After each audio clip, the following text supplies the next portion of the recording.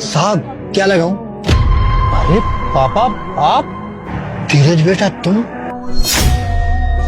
तो पापा ठेले वाले? कैसे हो आप? बेटा मैं तो ठीक हूँ, तू बता तू कैसा है? मैं तो अच्छा हूँ। आप यहाँ पे काम कर रहे हो? धीरज कौन है ये? भाई जी, ये मेरे बड़े पापा हैं। मम्मी पापा के जाने के बाद इन्होंने मुझे पाला पोसा। और पापा ये आपकी बहू। अरे बेटा धीरज तूने शादी कर ली और मुझे बताया भी नहीं। बहू तो बहुत सुंदर है। अबे वो ठेले वाले अपनी औकात में रह। तेरे जैसे लोग ना मुझे मालकिन बोलते तो मालकिन ही बोल।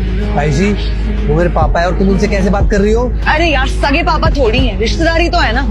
तो ऐसे तो तुम्हारे 100 रिश्तेदार हैं, सबको इज्जत देती फिरूं क्या मैं अब? तो छोड़ ना धीरज बेटा, अब बहू की बात का मैं क्या बुरा मानूं, कोई बात नहीं। इनको ना समझा लो, ये बार बार मुझे बहू ना बोले, मुझे बिल्कुल अच्छा नहीं लग रहा है। भाई जी तुम थोड़ी देर चुप रह सकती हो, मैं बात कर रहा हूँ ना उनसे।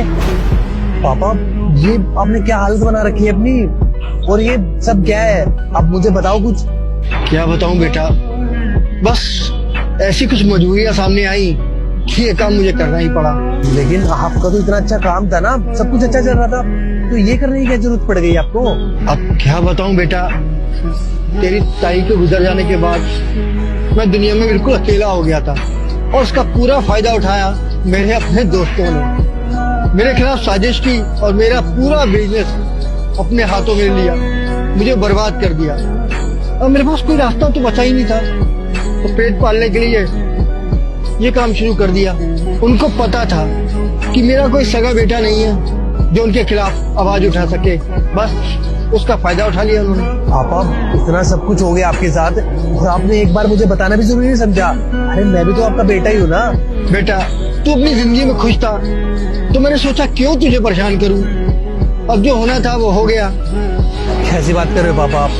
बच्चे तो तब खुश होते हैं ना जब माँ बाप खुश हो।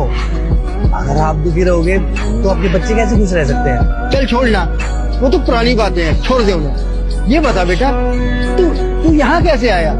हम तो यहाँ से निकल रहे थे, भूख लग रही थी तो सोचा कुछ खा लेते हैं, पर मुझे ये नहीं पता था कि आप यहाँ पे मिल जाओगे।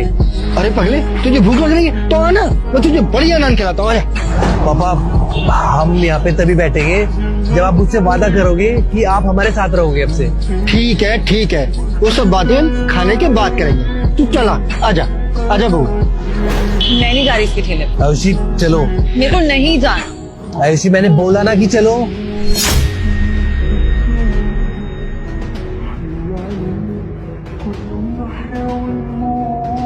आखिर ऐसा भी क्या कर दिया इन्होंने जो तुम मुझे इतना सुना रहे हो? है तो ये नॉर्मल रिश्तेदारी ना, तुम इनके चक्कर में हमारी मैरिड लाइफ खराब करोगे। यार ये ना कोई नॉर्मल रिश्तेदार नहीं है, मैं इनको पापा की तरह ही मानता हूँ। जो इन्होंने मेरे लिए किया हुआ है ना वो कोई नहीं कर सकता।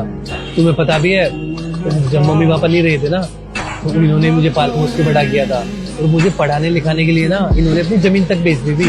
इन्होंने ना एक बाप का फर्ज निभाया है और अब मेरी जिम्मेवारी बनती है कि मैं अपने बेटे होने का फर्ज निभाऊं। तो तुमने आने के बाद कभी हमसे क्यों नहीं मिलवाया?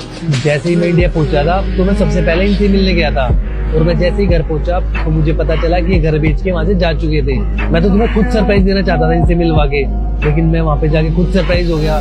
मैंने पापा को खूब ढूंढने की कोशिश की लेकिन वो मुझे कहीं मिले नहीं, और जब मिले तो आज वो इस हालत में मिले।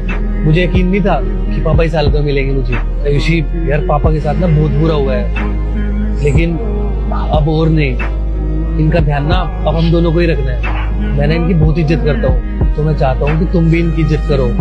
तुमने पापा के साथ बदतमीजी करके ना अच्छा नहीं किया। तुम सही बोल रहे हो, मुझे इनके साथ बदतमीजी नहीं करनी चाहिए थी। पापा जी मुझे माफ कर दीजिए, मुझे आपके साथ बदतमीजी नहीं करनी चाहिए थी। कोई बात नहीं बेटा, तुम तो मेरी बेटी जैसी हो, तुम्हारी किसी बात का मैं कैसे बुरा मान सकता हूँ। बेटा 2 मिनट रुको बस, तुम दोनों के लिए गर्मा गर्म नान लेकर आ रहा हूँ, ठीक है?